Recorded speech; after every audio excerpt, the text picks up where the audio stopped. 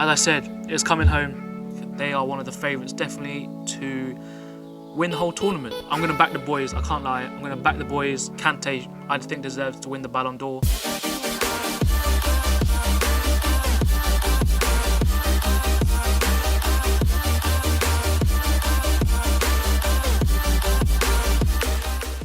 Welcome back to episode 2 of the Chinwag podcast.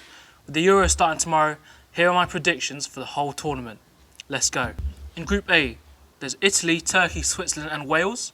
So I think Italy will finish first. With Roberto Mancini as manager, they haven't lost since, I think, 2018. So they've got Donnarumma in goal, they've got Bonucci, Chiellini still at the back, so at centre-backs. They've got Florenzi right back, but they did miss out Calabria, which is a big call for Mancini. The three players, the main players in midfield, they've got Verratti from PSG, Barella from Inter and Pellegrini from Roma. They're three big players for them. And up top they've got Belotti, who's in form with Torino, and they could potentially have a front three of Immobile, Chiesa from Juventus and Belotti from Torino. So I reckon they'll finish top. In my opinion, Turkey will then finish second. They've got good centre-backs with Soyuncu, Demiral from Juve and Kabak, who was on loan at Liverpool this season. So I think they might do quite well. Up top, they've got Burak Yilmaz, who won the league with Lille this season. He was one of their best players and scored many goals, and he's 35, so this is probably his last tournament for Turkey. I reckon Turkey could go quite far in the tournament, but we'll see how it goes with the other groups. They also got Çalhanoğlu from Milan, who did really well to get back in the Champions League. They got Yazici from Lille as well, who won the league, as I said before, against PSG. So Yazici and Yilmaz were the two good players for Turkey that can really shine this summer after good campaigns in the league. In third place in Group A, I think, will be Switzerland. They've got a good team. They always make it out the group, but they can never really progress further than that.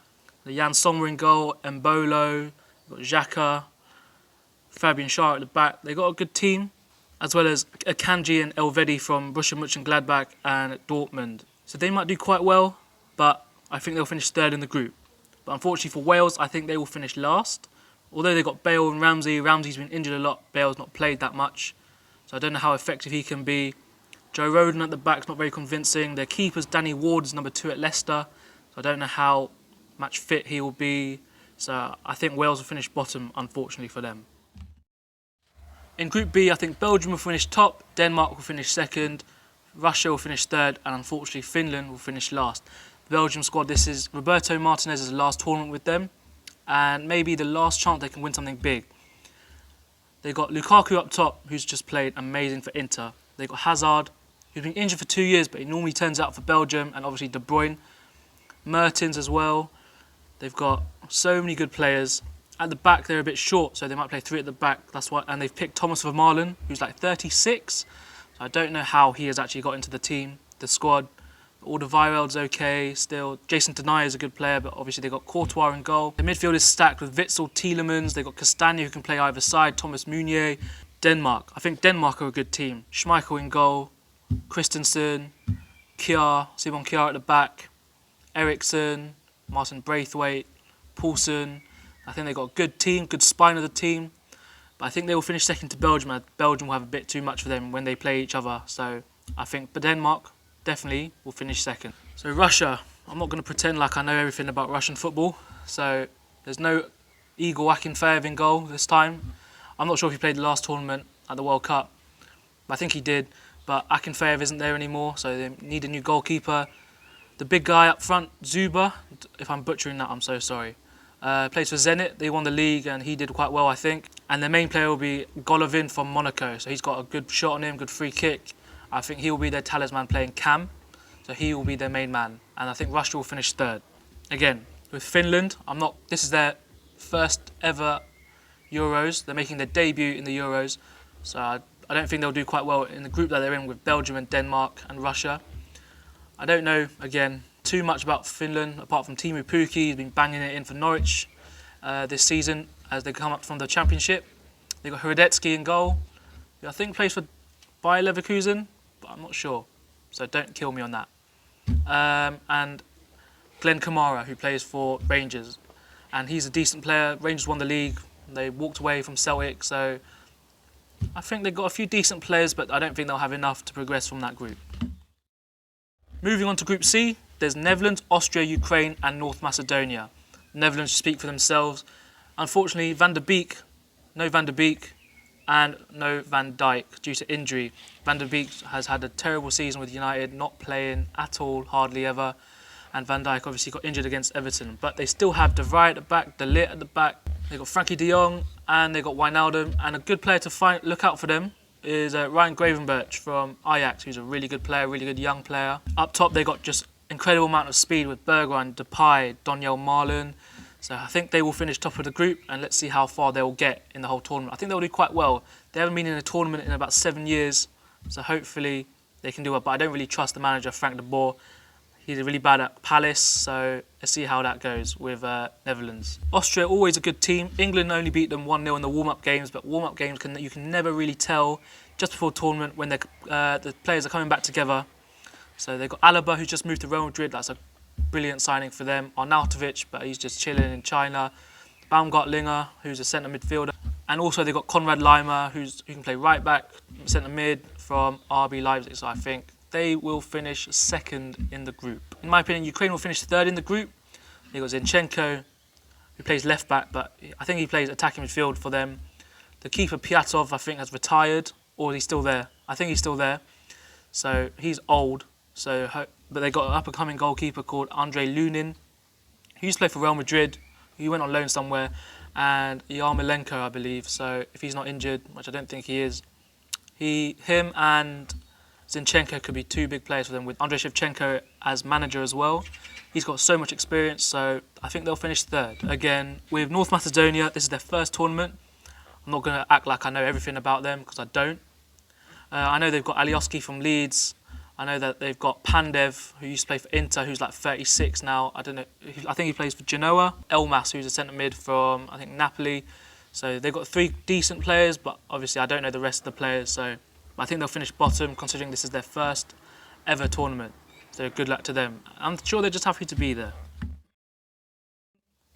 So Group D. So England, Croatia, Czech Republic and Scotland. I think England will finish top. Make sure to check out episode 1 of me and Warren's views on the England squad. Click in the top right corner now. So if you want to check that out, that is, after this episode. I think Croatia finished second, but I think Croatia, England, that'll be a close game, considering that's the first game. It might be a draw. I think England and Croatia will be a close game. Croatia got good players, Brozovic, Modric, Rakitic, Kovacic.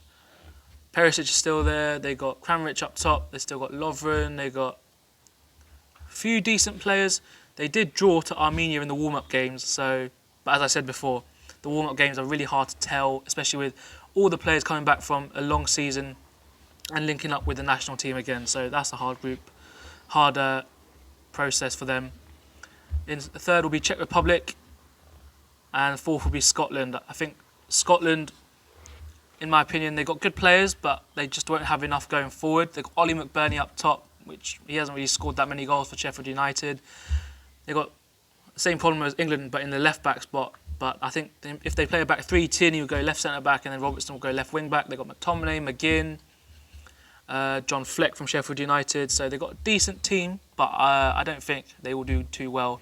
Considering it's their first tournament back, I think they will finish bottom, unfortunately, for Scotland. Moving on to Group E, there's Spain, Poland, Sweden and Slovakia, and I think that's how they will finish. Spain have made big calls from Luis Enrique, no Sergio Ramos, no Real Madrid players for the first time. They're not even taking the full 26, they're only taking 24, which blows my mind, because you might as well take those 2 extra players just in case anything happens. De Gea, I don't know if he's number 1 against Unai Simon, so with those two guys, I don't know who's going to be number 1, because I think Unai Simon played the game against Portugal when they drew 0-0. There's no Kepa. He's not Chelsea's number 1 anymore, so which is understandable. No Sergio Ramos, which is a big call, but they do have Aymeric Laporte, who is a big deal and a big centre-back that they have gained from France, and I don't know how Didier Deschamps never ever picked him. They do have Morata up top, but he's not really that clinical, so I don't know how they'll do. And they've left out Iago Aspas, who's been Celta Vigo's talisman. I know they finished 1 point above the relegation zone, but he's their best player. Their midfield looks amazing, as usual, as Spain does. They've got Rodri, Busquets, Thiago, so they may dominate games, but I don't know how clinical they'll be up top to actually finish off the games. because Morata had many chances against Portugal in the warm-up game. And he didn't finish any of them. In the last minute, he hit the bar from about 8 yards out. So I don't know how Spain are going to do, but I think they'll get out the group on top. So moving on to Poland, who I think will finish second. They've got Szczesny in goal, and obviously Lewandowski up top. How Haaland beat him to the Player of the Year in the Bundesliga. Lewandowski broke the record for the most goals. I think it was 41. They got Bednarek at the back. They got Zielinski from Napoli in centre mid. I think they'll get out of the group by finishing second, but I don't think they'll pip Spain, because Spain will have too much for Poland, I think, when they play each other. Moving on to Sweden, England beat them in the quarterfinals of the World Cup in 2018. No Zlatan this time. He declared himself for Sweden to come back for the national team, but then he got injured against Inter, which is unfortunate for him. They got Lindelof at the back, so I feel sorry for you, Sweden. With no Zlatan, they'll probably start Alexander Isak from Sociedad. They got Emil Forsberg. I think he's the captain at RB Leipzig, so those two players will be their main players going forward. But Lindelof at the back is a bit dodgy as their main centre-back, so I think Sweden will finish third behind Spain and Poland. I don't know too much about Slovakia. They've got Dubravka in goal from Newcastle, but I don't think they'll have enough to pip Spain, Poland or Sweden to get third, second or first. So I think they will finish bottom of that group. Moving on to Group F, there's France, Germany, Portugal and Hungary. This is probably the toughest group to call, and it is probably the group of death. So with Portugal, France and Germany, I think France will finish first, Portugal second, Germany third and Hungary will lose every game. I'm not saying they won't get smashed in every game, because the Euros isn't like that. It's quite close normally because there's a lot of pressure, but they will definitely finish fourth. France will finish first, I think. They have an incredible team.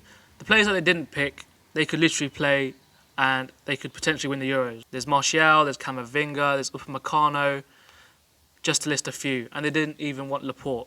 But they do have Pogba and Kante, which Kante, I think, deserves to win the Ballon d'Or if France win the Euros. Benzema's back as well, which is a big thing. I don't know how the harmony in the group is going to cope with that. Between him and Giroud, they've got Griezmann obviously, Mbappe, Coman, they have Tovan, they got at the back they got Varane, they got Longley, Luca Digne got in, Lucas Hernandez, Pavard, and they won the last World Cup. So I think they are one of the favourites definitely to win the whole tournament. I think Portugal finished second. Their attack is unreal with Bernardo, Bruno, Ronaldo, Jota, João Felix. They've got decent midfield with like William Carvalho, Neves, Moutinho still there. At the back they've got João Cancelo and Diaz, who were just insane for City this year. And Diaz winning the Player of the Year, who's like only the fourth or fifth centre-back or defender to do so, which is very good for him. They've got that young left-back from Sporting, Nuno Mendes, I think his name is, and they have Jose Font, who's also won the league, but he's quite old. I think Pepe's still in there, Jose Font. He did win the league with Lille, so he comes back to the national team from a really good season with Lille after winning the league in France. But I think they will finish second. I think France will just have slightly too much for Portugal when they play each other. Germany will finish third. I'm not writing Germany off, but I think the other two teams are stronger, and this is Joachim Löw's last tournament. He's been there for way too long. I think he wants to go off with a bang, but I don't think that will happen. I think they'll finish third in the group. They do have a really good team. They've got Kroos, Gundogan in midfield. They've got Sane, Gnabry and Werner. But if Werner finishes chances, Germany might actually go really far. I think they brought back Hummels and Müller, so they need a bit more experience there. They've got Neuer in goal still. Ter Stegen got injured, but I don't think he would have played anyway. And Rudiger.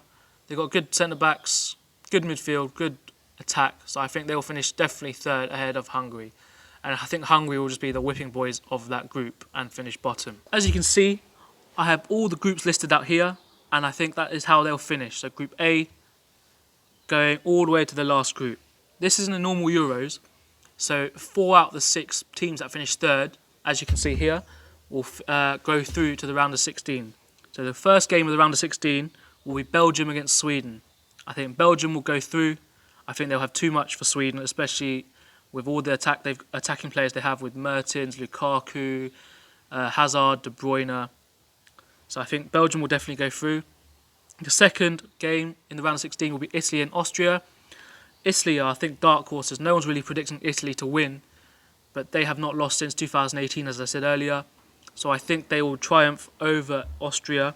France against Switzerland is the third game. I think France will definitely beat Switzerland. Switzerland always seem to make it out the group, but they never seem to progress, and I don't think they've won a knockout game in a major competition for a long time now. Croatia against Poland, that is a tough one.